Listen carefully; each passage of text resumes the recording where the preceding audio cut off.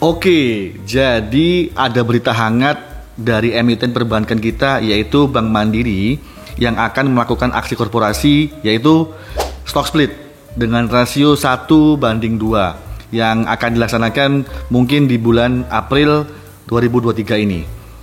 Menurut Anda gimana nih? Setelah stock split, saham Bank Mandiri potensinya akan naik atau malah turun? Ya memang kalau kita lihat contohnya stock split yang berhasil yaitu Bank BCA, yang mana Bank BCA setelah stock split harganya makin naik. Tapi ternyata ada juga perusahaan yang dibilang bagus, setelah stock split harganya malah turun. Contohnya Unilever, yang mana Unilever pernah stock split di Januari 2020, kemudian hingga hari ini harganya malah cenderung turun, hampir 45%. Kemudian ada lagi perusahaan rokok yang besar juga di Indonesia, HMSP, Sampurna, pernah melakukan stock split di 2016 dan hingga hari ini harganya makin lama makin turun. Kalau saya cek di sini penurunannya udah hampir 72%. Nah, kira-kira gimana nih potensi dengan Bank Mandiri setelah stock split nanti? Harganya akan naik atau justru malah turun? Yuk kita bahas di video ini. Sebelum kita membahas lebih jauh, ada baiknya kalau kita tahu dulu arti kata stock split. Apa sih stock split itu? Jadi stock split adalah aksi korporasi yang dilakukan oleh perusahaan untuk memecahkan harga ke dalam rasio tertentu. Jadi dengan hal ini Bank Mandiri akan berencana stock split dengan rasio 1:2. Yang artinya adalah misalkan harga saham Bank Mandiri saat ini 10.000, maka dengan rasio banding 2 setelah stock split harganya berubah menjadi 5.000. Jadi kalau Anda saat ini punya satu lembar saham Bank Mandiri dengan 10.000, maka nanti setelah stock split Anda akan punya 2 lembar saham Bank Mandiri dengan nominal 5.000. Tujuan dari stock split adalah yang pertama membuat harga saham jauh lebih murah. Yang kedua akan meningkatkan jumlah saham yang beredar lebih banyak. Jadi sebagai informasi saat ini jumlah saham yang beredar Bank Mandiri itu sekitar 46 miliar lembar saham. Nanti ketika stock split maka jumlahnya akan menjadi 93 miliar lembar saham. Kemudian ada beberapa keuntungan stock split untuk investor. Yang pertama, karena harganya terjangkau, maka kita bisa membeli satu lot saham Bank Mandiri itu lebih murah. Misalnya harga saham Bank Mandiri itu 10.000, maka kalau kita membeli satu lotnya itu kita butuh uang yaitu 1 juta rupiah. Tapi nanti setelah stock split kita akan membeli saham Bank Mandiri itu hanya dengan 500.000 rupiah kita sudah bisa membeli satu lot saham Bank Mandiri. Yang kedua keuntungan buat investor yaitu porsi kepemilikannya jauh lebih banyak. Jadi misalkan saat ini Anda sudah punya 100 lot saham Bank Mandiri, maka setelah stock split nanti Anda akan punya 200 lot saham Bank Mandiri. Tadi kita udah bahas keuntungan buat investor, sekarang kita akan bahas stock split keuntungannya untuk emiten. Yang pertama, karena jumlah sahamnya yang beredar semakin banyak, maka sahamnya akan menjadi saham yang liquid. Kemudian frekuensi transaksi juga akan lebih meningkat. Nah, dengan dua hal ini, saham yang liquid, kemudian transaksinya sangat besar, itu lebih disukai para investor. Kenapa? Karena akan lebih mudah diperjualbelikan di pasar saham. Menurut saya, stock split itu adalah salah satu sentimen yang baik buat investor dan juga buat emiten. Tapi pertanyaannya adalah, kenapa ya ketika setelah stock split, misalkan Unilever dan Sampurna, itu harganya kok makin lama makin turun? Kita akan bahas satu persatu. Kita mulai dari Unilever. Kalau kita cek dari laporan profit and loss atau income statement, di sini menunjukkan bahwa dari tahun ke tahun itu selalu mengalami penurunan, baik itu net income, revenue maupun net profit marginnya. Kalau kita lihat di sini tahun 2018 ke tahun 2022 itu semakin lama semakin mengalami penurunan. Nah, dikarenakan net income-nya turun, maka di laporan earning EPS-nya juga dari tahun 2018 ke tahun 2022 ini semakin lama juga semakin turun. EPS di tahun 2020 itu sebesar 188. Kemudian di tahun 2021 turun menjadi 151 dan di tahun 2022 malah turun menjadi 141. Kemudian di laporan balance sheet atau neraca, di sini kita bisa lihat bahwa DER-nya atau rasio hutang terhadap ekuitasnya itu juga semakin lama semakin naik.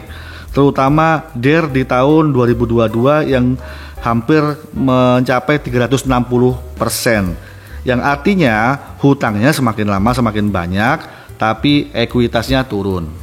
Jadi kesimpulannya untuk Unilever ini kalau kita lihat kinerjanya semakin lama semakin turun.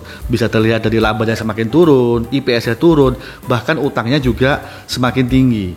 Kenapa? Karena ini terjadi karena pandemi waktu tahun 2020 sehingga membuat inflasi yang akhirnya membuat harga bahan baku Unilever ini juga semakin naik. Kemudian karena pandemi otomatis membuat daya beli masyarakat semakin turun. Dan juga di sisi lain menurut saya ada banyak kompetitor produk-produk Unilever yang harganya lebih murah.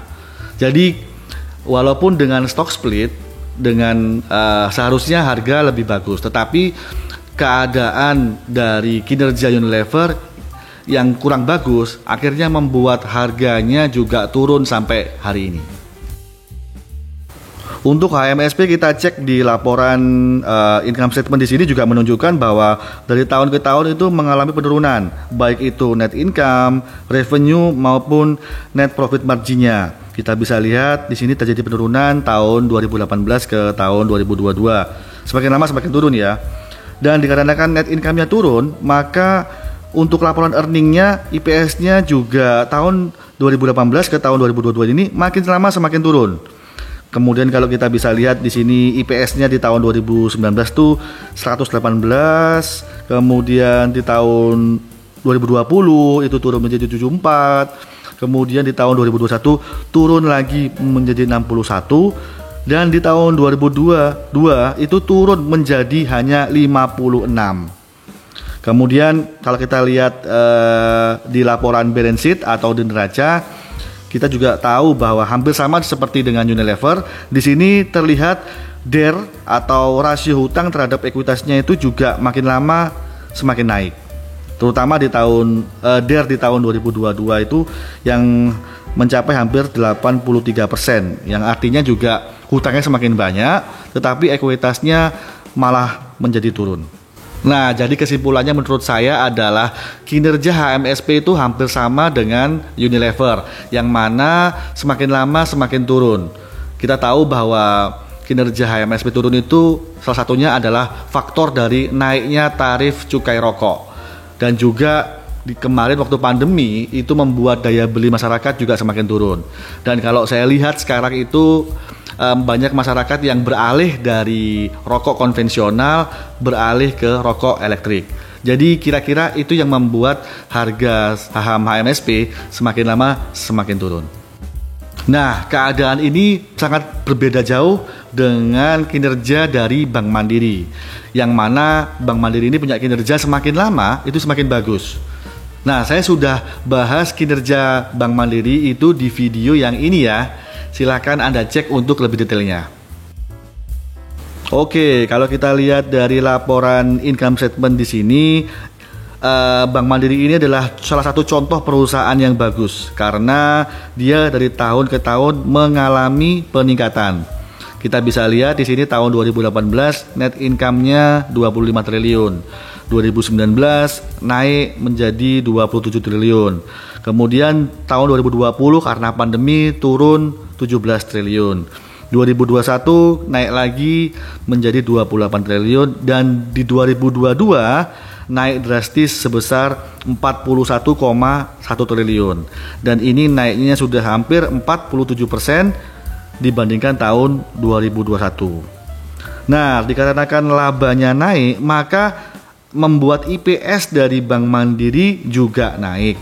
Kalau kita lihat di sini, peningkatan IPS-nya itu dari tahun ke tahun juga mengalami peningkatan yang lumayan. IPS di tahun 2020 sebesar 367. Kemudian di tahun 2021 sebesar 601 dan di tahun 2022 naik menjadi 882. Nah, kemudian kalau kita lihat dari laporan kinerja keuangan Bank Mandiri, di sini terlihat bahwa mulai pendapatan bunga, laba bersih, total kredit, DPK atau dana pihak ketiga dan aset semuanya mengalami peningkatan. Nah, jadi menurut saya stock split itu adalah sentimen yang bagus asalkan ditunjang dengan kinerja keuangan dari perusahaan itu juga harus bagus. Kalau kita ngelihat di sini Bank Mandiri dengan kinerja keuangannya yang sangat bagus, saya yakin setelah stock split nanti harga saham Bank Mandiri akan naik. Demikian analisa pribadi saya tentang stock split Bank Mandiri. Di sini tidak ada ajakan atau paksaan untuk membeli atau menjual saham tertentu. Tetap Anda harus melakukan do your own research sebelum melakukan pembelian atau penjualan saham. Jadikanlah video ini sebagai edukasi dan informasi buat Anda. So, kalau Anda suka dengan video ini, jangan lupa klik like and subscribe-nya dan kita ketemu di video berikutnya. Sampai jumpa.